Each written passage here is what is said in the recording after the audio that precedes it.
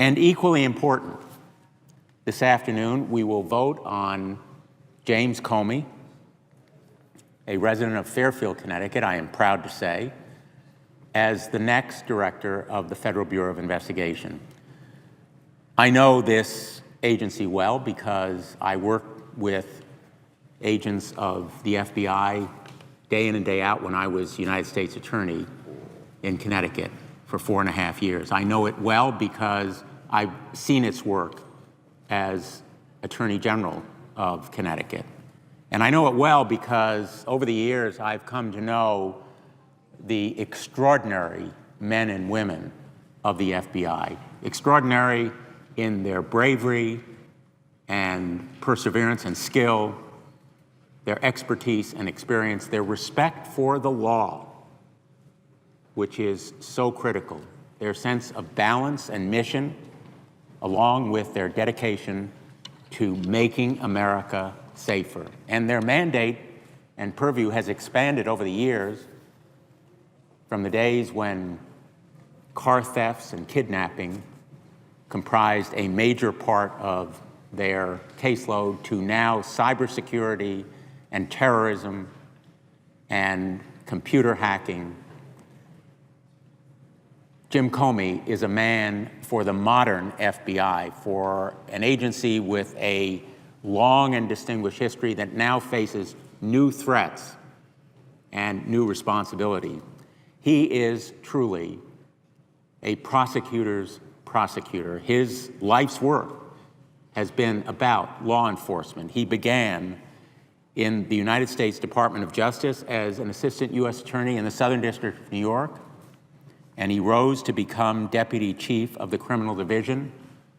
And soon he moved to the job of managing assistant U.S. attorney for the Eastern District of Virginia, where his superiors recognized his exceptional ability and his remarkable combination of scholarship and practical sense of investigation when they assigned to him responsibility for the terrorist attack on the Khobar Towers barracks in Saudi Arabia. He quickly delivered 14 indictments and earned another promotion, this time to become United States Attorney for the Southern District of New York. His service there was recognized as remarkably distinguished and successful, especially in overseeing that office's terrorism investigations and prosecutions.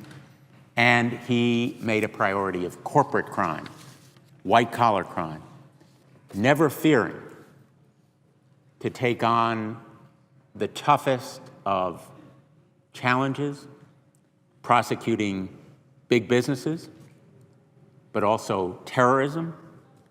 And he received the Director's Award for Superior Performance and the Henry L. Stimson Medal from the New York City Bar Association. He became Deputy Attorney General, the second highest ranking official at the Department of Justice. And in that job, and much has been written about this incident in his professional life, he demonstrated unbelievable and really passionate dedication to the rule of law, in standing up to his own superiors, in speaking truth to power on a variety of issues, but most especially when he stood up to some of the president's men and his own superiors in saying that he would stand for personal constitutional rights at a time when they were threatened. And he has been a person of integrity and dedication to the rule of law, bigger than any single person throughout his career, even in the face of that kind of tremendous pressure. In my conversations with him, he has also committed himself to vigorous and zealous pursuit of gun violence, and I have spoken to him publicly and privately about this issue. He testified in response to my questions and others and demonstrated clearly his commitment to effective enforcement of existing and new laws, improved laws, such as background checks and a ban on straw purchases and illegal trafficking. He has also committed himself publicly and in his conversations with me to a continued crackdown on human trafficking. I want to thank and commend the FBI for its stunningly successful arrests of 150 pimps rescuing 105 children in a nationwide crackdown, literally within the past 24 or 48 hours, including 6 children in New Haven, Connecticut. This stunning success shows dramatically, including the rescue of 6 children in Connecticut, how this invisible, pernicious scourge can hit close to home. It has hit home in Connecticut. I saw it as Attorney General of our state as a crime, a predatory scourge that hits men and women and children, most searingly and heartbreakingly children who are forced into labor or into sexual exploitation. And the FBI's crackdown shows that effective partnership involving local police like law enforcement in New Haven, Connecticut, where 6 children were rescued, along with state and federal law enforcement, can effectively crack down on this scourge.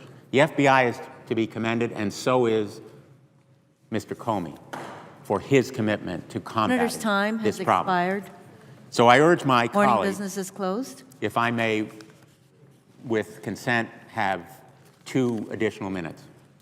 Is there an objection? Hearing none, please proceed. So ordered. I commend the FBI and I thank them for this effective action, and Mr. Comey for his commitment to continuing that crackdown on human trafficking. And also to his wife and his family, his 5 children, for their generosity in becoming an adoption family, that is, adopting children through the licensed parents, foster parents program in Connecticut, in becoming foster parents, I should say more accurately, and caring for infants and toddlers. They've also donated money to create a foundation to support children who age out of foster care. He is truly a man dedicated to public service.